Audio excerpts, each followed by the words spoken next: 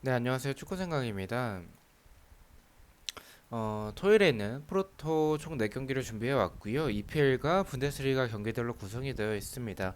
일단은 개막하는 두 리그이기 때문에 개인적으로는 좀 간단하게 말씀을 드릴 것 같고요. 아무래도 시즌 첫 경기이기 때문에 경기력을 크게 말씀을 드릴 수는 없을 것 같아요. 일단 첫 번째 경기는 풀럼 대 리버풀의 경기입니다. 배당에서의 확률은 국내와 해외 둘 다 패 쪽을 가리키고 있고 리버풀이 굉장히 낮은 정배당을 받았죠. 저 역시도 동일하게 생각을 하고 있습니다. 일단 풀럼 같은 경우에는 좀 압박이 괜찮고 이 제공권을 활용하는 축구들이 좀 많았었던 팀인데 수비가 너무 불안해요. 공간들도 많고 수비진 주력도 너무나 느린 팀이라서 리버풀이 엄청나게 보강이 제대로 됐다라고 보긴 좀 어렵지만 그래도 필요한 자원들 자체는 대체 자원들은 영입을 했다라고 생각을 하고 있어서 뭐 크게 지난 시즌과 경기력이 달라질 것 같지는 않습니다.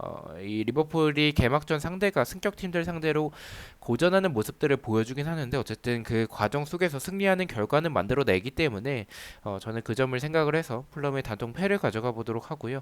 언어버 같은 경우에는 오버를 좀 말씀을 드리겠습니다. 풀럼이 이 압박이 괜찮고 그리고 제공권으로 뜬금포 한 방이 터질 때가 좀 있어서 리버풀이 이렇게 말씀드린 대로 승격하는 팀들 상대로 고전할 때가 있고 실점할 때가 좀 많았었기 때문에 풀럼 역시 좀 득점을 할 가능성이 있지 않을까 득점 자체가 많이 나오는 경기가 되지 않을까라고 개인적으로 생각을 하고 있습니다. 풀럼의 오버를 말씀을 드리겠습니다.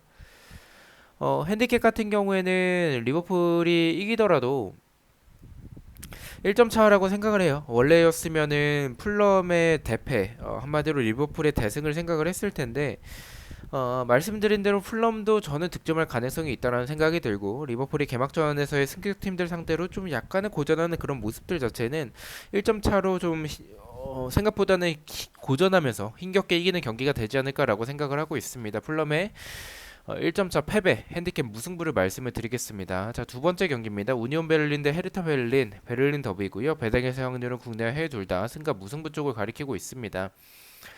이 경기는 이변으로 무승부를 좀 생각을 하고 있습니다. 우니온과 헤르타 베를린이 일단은 베를린 더비인데 지난 시즌 보여준 경기력 자체는 우니온이 훨씬 더 앞섰었죠. 역습에서의 부분들도 헤르타보다 훨씬 더 좋았었고 수비에서의 부분들은 우니온도 좀 불안한 부분들이 많긴 한데 헤르타가 워낙에 좀 불안했었던 부분들이 많았어서 저는 그 점을 생각을 했었을 때 우니온이 좀 굉장히 유리한 경기라고 생각은 하고 있습니다. 다만 헤르타 베를린이 보여주는 이 모습들이 이 운영과의 경기력 차이가 엄청나게 많이 차이가 난다라고 보기도 좀 어려울 것 같다는 생각이 개인적으로 들고요. 그리고 더비라는 점에 있어서 이 경기는 두 팀 다 좀 조심스럽게 나오지 않을까. 개막전에서의 더비 경기이기 때문에 조금 조심스럽게 플레이할 가능성이 높다라는 생각에 0대 0의 결과도 좀 생각을 하고 있습니다.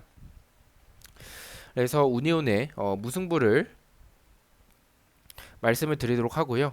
언어버 같은 경우에는 득점이 적게 나오는 언더 쪽을 좀 말씀을 드리겠습니다. 득점이 많이 나오는 거를 기대하기에는 이 두 팀이 공격적으로 나와야 하는 부분들인데 개막전이고 이 개막전에서의 더비라는 점에 있어서는 만약에 지는 팀은 좀 타격이 크다라고 생각을 해요. 그래서 두 팀에게 있어서 조심스럽게 경기를 펼칠 가능성이 조금 더 높다라는 생각이 들어서 득점이 적게 나오는 언더를 말씀을 드리고요. 핸디캡 같은 경우에 무승부로 이변을 바라보고 있기 때문에 우니온의 핸디캡 패배, 헤르타의 프랜승을 말씀을 드리겠습니다.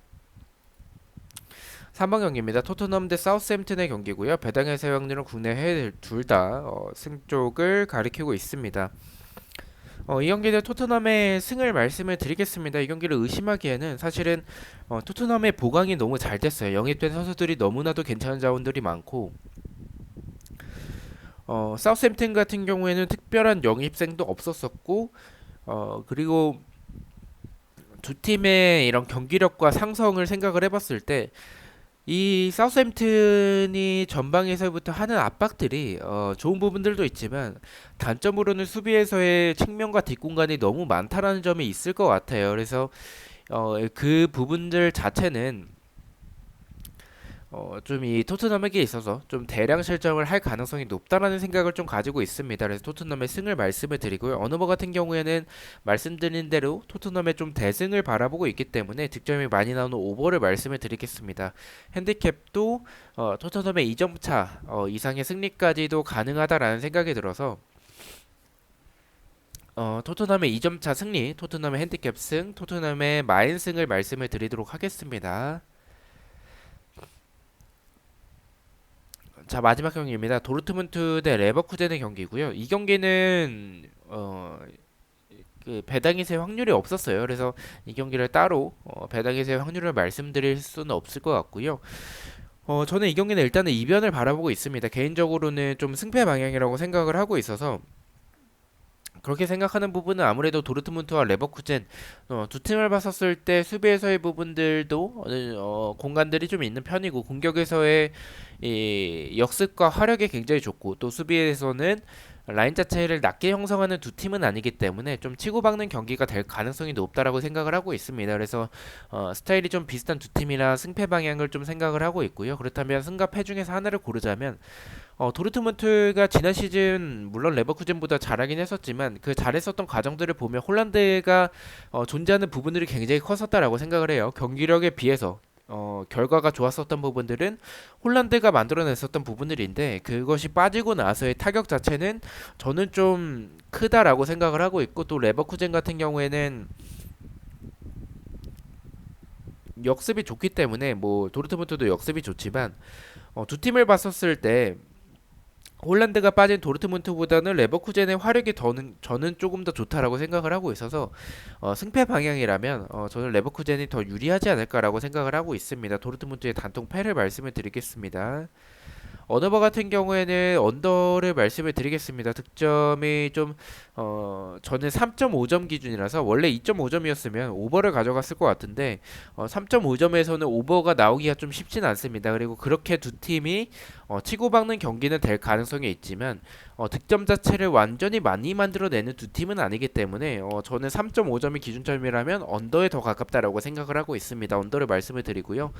핸디캡 같은 경우에는 도르트문트의 패로 이변을 바라보고 있기 때문에 도르트문트의 핸디캡 패배, 레버쿠젠의 프랜승을 말씀을 드리겠습니다. 자, 이렇게 해서 4경기에 대해서 공유를 모두 마쳤고요. 1번 경기부터 가장 추천을 드리는 픽을 말씀을 드리겠습니다. 1번은 풀럼의 패배, 2번은 우니온 베를린의 언더를 가장 추천을 드리고요. 3번은 토트넘의 승, 마지막 4번은 도르트문트의 핸디캡 패를 가장 추천을 드리도록 하겠습니다. 자, 이렇게 4경기 중에 3개 픽을 가져와 봤고요. 부주력 픽입니다. 주력과 고배당 픽은 멤버십 회원분들에게만 공유가 되고 있고 단톡방 참여나 베팅 내역이 보고 싶으신 분들은 멤버십에 가입을 해주시면 좋을 것 같습니다. 첫 번째는 우니온 베를린의 언더, 두 번째는 토트넘의 오버, 세 번째는 도르트문트의 핸디캡 패를 가져가 봤고 4.5배당을 책정을 받았습니다. 저는 또 이제 승무표와 또 포르투 경기들로 다시 찾아뵙도록 하겠습니다. 시청해주셔서 너무나도 감사드리고 구독과 좋아요 너무나도 감사합니다. 감사합니다.